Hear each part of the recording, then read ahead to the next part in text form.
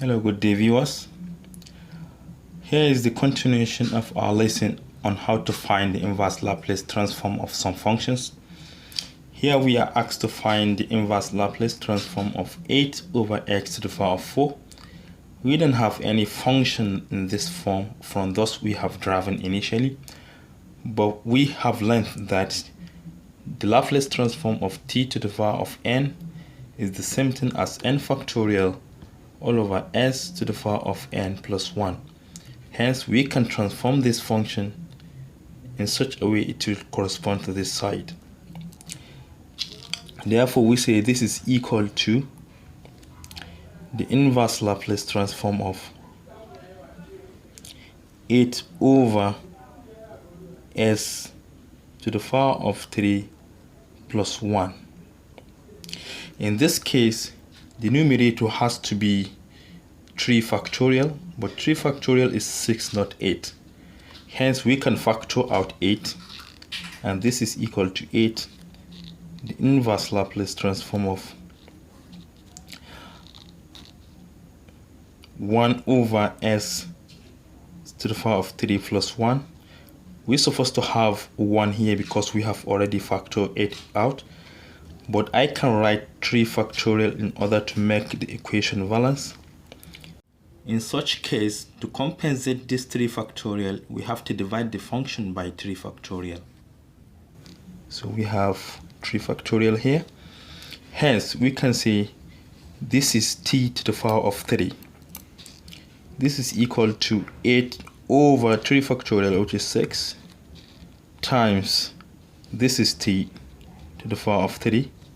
And if you reduce this to the lowest term, you know that 2 can go into 8 4 times, and as well as 6 3 times t to the power of 3. Hence, this is our new function of t. Therefore, 4 over 3 t to the power of 3 is the inverse Laplace transform of 8 over s to the power of 4. Now let us look on to another problem. Here is another problem. We are asked to find the inverse Laplace transform of s plus 4 divided by s squared plus 2s minus 3. We don't have any function in this form. Hence, we have to transform it in one of those functions we have driven initially. So the denominator can be factorized in the form of, this is Laplace, inverse Laplace transform of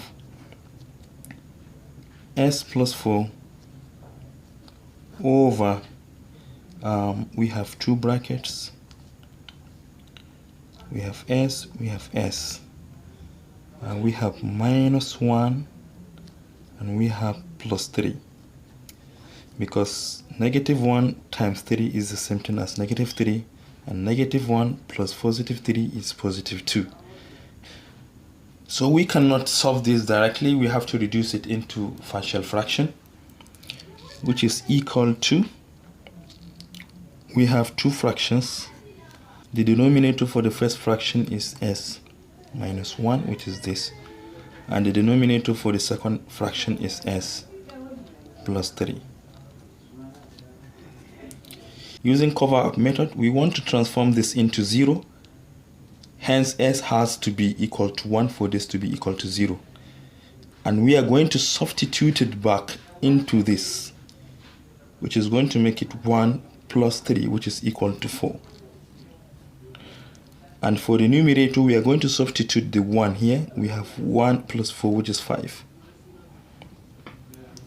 And to the next one, for this to be 0, we have to make s to be equal to negative 3. Hence, we are going to substitute it here. Negative 3, negative 1 is negative 4. So we have negative 4. For the numerator, negative 3 plus 4 is positive 1. This is the inverse Laplace transform of this. This is equal to, we are going to break this into 2 separate parts. The inverse Laplace transform of 5 over 4 times 1 over s minus 1 then minus the inverse Laplace transform of 1 over 4 times 1 over s plus 3. Again, we are going to factor this constant out. Hence, we have 5 over 4, the inverse Laplace transform of 1 over s minus 1, minus, we factor the constant out, 1 over 4, the inverse Laplace transform of 1 over s plus 3.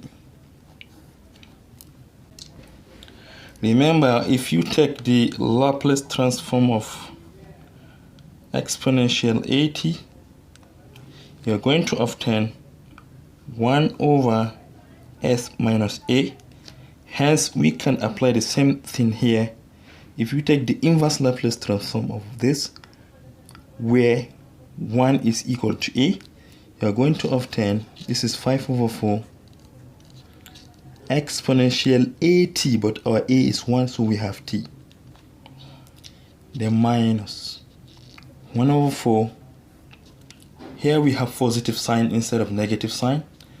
Hence we have exponential, where a is 3, but it has to take negative sign, 3t. Therefore, this is the inverse Laplace transform of this function. And this is all I have for you today. Thank you for watching. Do have a nice day.